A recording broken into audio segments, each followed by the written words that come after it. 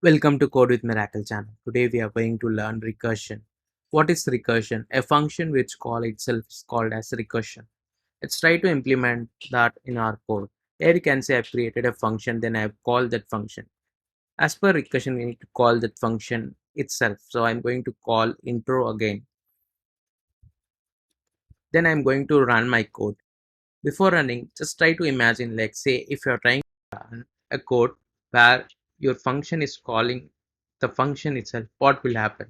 Just try to think through, like, and try to give your answer in the comment section. Let's see whether you guessed it right or wrong.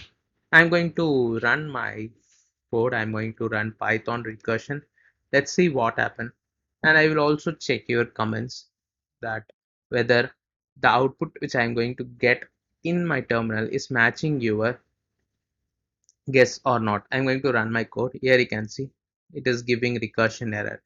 It is because, say, if you're trying to call a function inside your function definition, then it will go in recursively, like how a while loop goes. If you don't add a condition that breaks the while loop, then it will go uh, infinitely, because you don't add a condition that breaks the loop.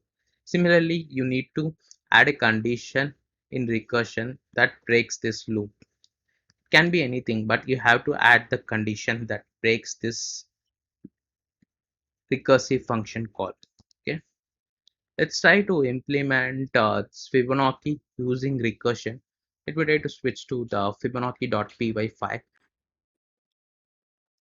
If I've watched older videos, there I would have implemented the Fibonacci series. Like first we've generated the Fibonacci series, then we have converted that code to give the results like the sum of n Fibonacci series. If you've not watched the video, then please go and check that video. I've also added that in comment section. Please check it out. Here I'm going to copy the code, then I'm going to paste in our recursion.py because we need this code. I'm going to copy this one and I'm going to go into recursion.py file. Here I'm going to paste this one. To change our code first, what we need to do is we need to convert this to a function. So I'm going to keep this while loop outside of the function because I don't want to run this infinitely. Like it should not happen on each function call. So I want to keep it outside the function. So I'm going to wrap this below part of the code into a function. I'm going to call it as Fibo underscore recursion. Let's try to call this Fibo underscore recursion. Okay. If we create this function, then how many parameters this function need?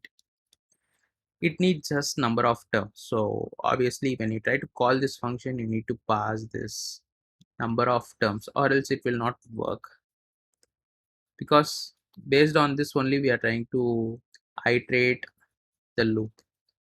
So let's try to type number of terms. I'm going to use the same variable name just to be sure that if I use n here and their number of terms, then it might confuse us in future, like why I specified n here and number of terms there. So just to be consistent, I'm going to use number of terms here.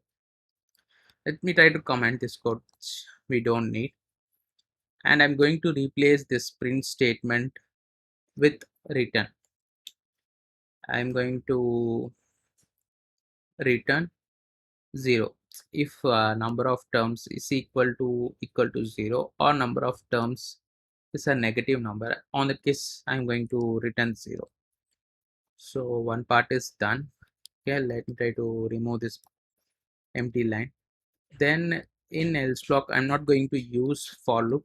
I'm going to replace this with the recursive function call. Here the function call would be return, obviously return. Then I'm going to call this same function again, Fibo recursion. Here I'm going to mention number of terms. I'm going to use number of terms minus 1, because To calculate, say if you want to calculate fib of 2, obviously on that case you need fib of 0 and fib of 1. Without that you can't calculate. Let me quickly show. Here you can see fib of 0 is 0, fib of 1 is 1, but fib of 2 is dependent on fib of 0 and fib of 1 result. If we get that result, then only we'll be able to generate the result for fib of 2. So I'm going to specify n minus 1 here, then I'm going to add plus, then I'm going to use fibo underscore recursion. Here I'm going to mention number of terms. As I said, we also need that last two numbers. So let me try to control Z. Okay, we need last two results. So number of terms minus 2. Here I am going to add plus 1. Like this just indicates that this is the first time we are calling. So on each call we are going to add plus 1. Then I'm going to add a if condition. Here in this if condition, what I'm going to do is say if number of terms is equal to 1. On that case, what we need to do is, let me try to quickly grab this number of terms.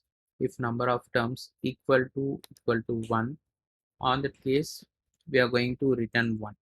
Okay, let me try to return 1.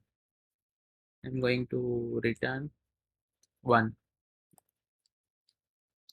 We are done with the code. Let's try to add function call. Let me use Fibo recursion. Here I'm going to pass number of terms. Okay, let me try to pass number of terms. I'm going to open my terminal and I'm going to run. Let's try to run the Fibonacci file first so that we can verify the results with our recursion code.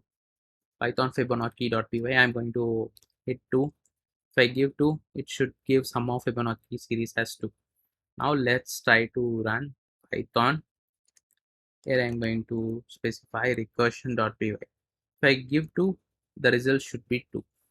Here you can see it didn't print it because if you are returning